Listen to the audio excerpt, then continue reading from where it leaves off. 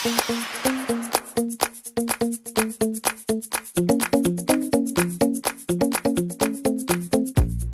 আলাইকুম রহমতুল্লাহি ওয়া বারাকাতুহু। প্রিয় দর্শক, সবাই কেমন আছেন? আশা করি ভালোই আছেন। আজকে আমি বাজার থেকে পনির নিয়েছি বন্ধুরা কিনে। এই পনির দিয়ে সন্দেশ করে দেখাবো বাড়িতে। তার জন্য এখানে আমি 250 গ্রাম পনির নিয়ে নিয়েছি। আর পনিরটাকে আমি উপর থেকে ধুয়ে একটু জল দিয়ে জলটাকে সুন্দর করে ঝরিয়ে নিয়েছি। তো এটাকে আমি এবারে সাইডে রেখে মশলা করা ছোট জারটা নিয়ে নিলাম। নেওয়ার পর এখানে আমি নিয়ে নিয়েছি কয়েকটা কাঠবাদাম দিয়ে দিচ্ছি, 4টে দিয়ে দিচ্ছি কাজু বাদাম। আর দেখুন এরকম আমি চামচ নিয়েছি, এই চামচের 2 চামচ দিয়ে দিচ্ছি চিনি, 1 চামচ দিলাম, আরও 1 চামচ দিয়ে দিচ্ছি। আর দিয়ে দিচ্ছি 4টে ছোটো এলাচ। এই সব কিছু একসাথে এবারে ভালো করে গুঁড়ো করে নিয়ে চলে আসব। তো বন্ধুরা এখানে দেখুন সব কিছু আমি একদম গুঁড়ো করে নিয়ে চলে এলাম। কি সুন্দর হয়েছে পাউডারটা। এটাকে এবারে আমি সাইডে রেখে দিচ্ছি। এবারে আমি পনিরটাকে সুন্দর করে একটা গ্রেটার দিয়ে গ্রেট করে নেব। দেখুন এখানে আমি এইভাবে গ্রেট করে নিচ্ছি। তো বন্ধুরা সম্পূর্ণ পনিরটাকে গ্রেট করে তারপরে দেখাচ্ছি। সম্পূর্ণ পনিরটাকে এখানে আমি গ্রেট করে নিলাম। তো বন্ধুরা এবারে আমি এটাকে সাইডে রেখে চলে যাচ্ছি চুলায়। তো বন্ধুরা চুলায় চলে এলাম। চুলার মধ্যে আমি একটা কড়াই চাপিয়ে দিয়েছি। জালটাকে আমি এখনও জ্বালাইনি। আগে থেকে যে চিনি আর বাদাম এলাচ সব কিছু গুঁড়ো করে রেখেছি, এই গুঁড়োটা আমি কড়াইয়ের মধ্যে দিয়ে দিলাম। এবারে দিয়ে দিচ্ছি গ্রেট করে রাখা পনিরটা। আর নিয়েছি 10 টাকা দামের গুঁড়ো দুধের প্যাকেট, এটাকেও আমি কেটে দিয়ে দিচ্ছি। কেটে নিলাম সম্পূর্ণ। এখানে গুঁড়ো দুধটা এখানে আমি দিয়ে দিচ্ছি ঢেলে।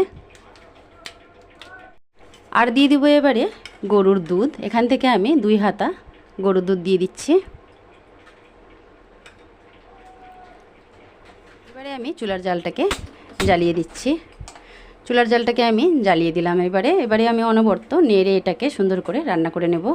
দেখুন এইভাবে আমি নেড়ে চেড়ে সব কিছু মিশিয়ে এটাকে রান্না করে নিচ্ছি। তো বন্ধুরা আমি আপনাদেরকে পরিমাণগুলো আমার দেখিয়ে দিলাম। আপনারা বেশি মিষ্টি খেতে চাইলে পরে চিনিটাকে আরও বাড়িয়ে নিতে পারেন বা কম মিষ্টি খেতে চাইলে কমিয়ে দিতে পারেন। চলুন এটাকে আমি এইভাবে সুন্দর করে মিশিয়ে বেশ কিছুক্ষণ ধরে রান্না করে নিচ্ছি।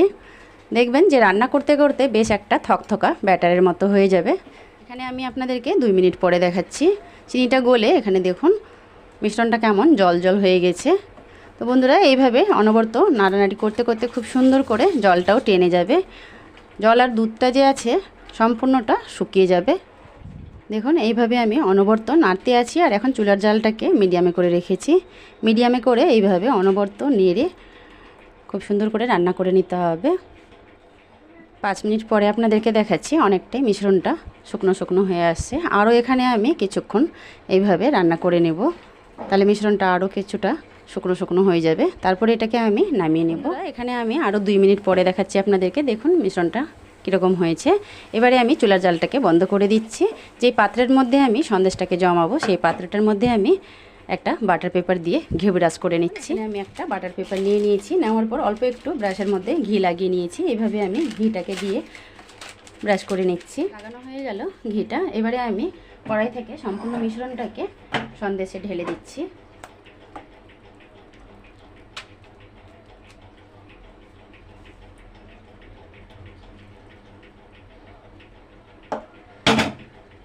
সম্পূর্ণ মিশ্রণটাকে ঢেলে এইভাবে একটু প্যাচলাটা দিয়ে সুন্দর করে দিচ্ছি, সমান করে দিচ্ছি। এইভাবে দেখুন ভালো করে সমান করে দিচ্ছি যাতে এবড়ো খেবড়ো না হয়ে থাকে, দেখতে ভালো লাগে।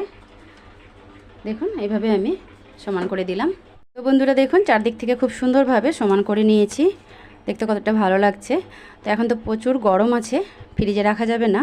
আধা ঘন্টা আমি এইভাবেই বাইরে রেখে দিব। তারপরে আমি এটা নর্মাল ফ্রিজে 2 ঘন্টা রাখবো। 2 ঘন্টা পরে আপনাদেরকে দেখাবো যে সন্দেশটা কত সুন্দরভাবে জমেছে। এখানে আমার মিশ্রণটা বেশ অনেকটা ঠান্ডা হয়ে গেছে, আধা ঘন্টা হয়ে গেছে। এবারে আমি উপর থেকে দিয়ে দিচ্ছি অল্প একটু পেস্তা বাদাম কুচি আর কাজু বাদাম কুচি, দেখতে ভালো লাগবে সন্দেশটা। আর দিয়ে দিচ্ছি কয়েকটা গোলাপের পাপড়ি।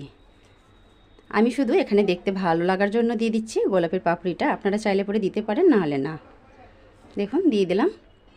দেওয়ার পর প্যাচুলাটা দিয়ে একটু হালকা করে চেপে দেব যাতে খুব সুন্দরভাবে গোলাপের পাপড়ি আর বাদামগুলো সেট হয়ে যায়।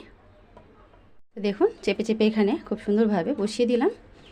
এবারে আমি এটাকে রেখে দিচ্ছি নর্মাল ফ্রিজে 2 ঘন্টা। 2 ঘন্টা পরে আমি মিশ্রণটাকে নিয়ে আসছি। তো বন্ধুরা দেখুন 2 ঘন্টা পর আমি ফ্রিজ থেকে বের করে নিয়ে চলে এলাম। খুব সুন্দরভাবে সেট হয়েছে। এবারে আমি বাটার পেপার সহ একটা প্লেটের মধ্যে তুলে নিচ্ছি। দেখুন এইভাবে আমি তুলে নিলাম, কাটতে সুবিধা হবে বলে। এবারে আমি পিস পিস করে কেটে নিই। এবারে পিস পিস করে এটাকে কেটে নেব। আপনারা আপনাদের পছন্দ মতো কেটে নিতে পারেন।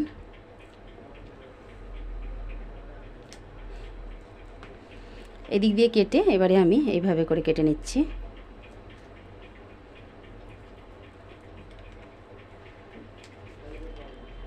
এবারে আমি চাকুটা দিয়েই এইভাবে একটা পিস তুলে নিচ্ছি। দেখুন এখানে আমি একটা পিস তুলে নিলাম। তো বন্ধুরা সবগুলো পিস আমি একটা প্লেটের মধ্যে তুলে নিই, তারপরে দেখাচ্ছি। তো বন্ধুরা দেখলেন তো, খুব সহজভাবে বাজার থেকে পনির কিনে এনে কি সুন্দর তৈরি হয়ে গেল বাড়িতেই সন্দেশ, একদম দোকানের মতো। তো বন্ধুরা আজকের আমার এই সন্দেশের রেসিপিটা ভালো লেগে থাকলে চ্যানেলটাকে সাবস্ক্রাইব করে পাশে থাকা বেল আইকনটা প্রেস করে রাখবেন। বেশি বেশি করে সবাই শেয়ার করে একটা করে অবশ্যই লাইক দিবেন। আবারও দেখা হবে নতুন কোনো রেসিপি নিয়ে। সবাই ভালো থাকবেন, সুস্থ থাকবেন। আল্লাহ হাফিজ। একটা ভেঙে দেখাচ্ছি, কত সুন্দর হয়েছে দেখুন। দোকান থেকে যেরকম আমরা কিনে নিয়ে আসি সেরকমই হয়েছে। তো বন্ধুরা একবার হলেও আপনারা বাড়িতে ট্রাই করে নেবেন, দেখবেন অবশ্যই ভালো হবে।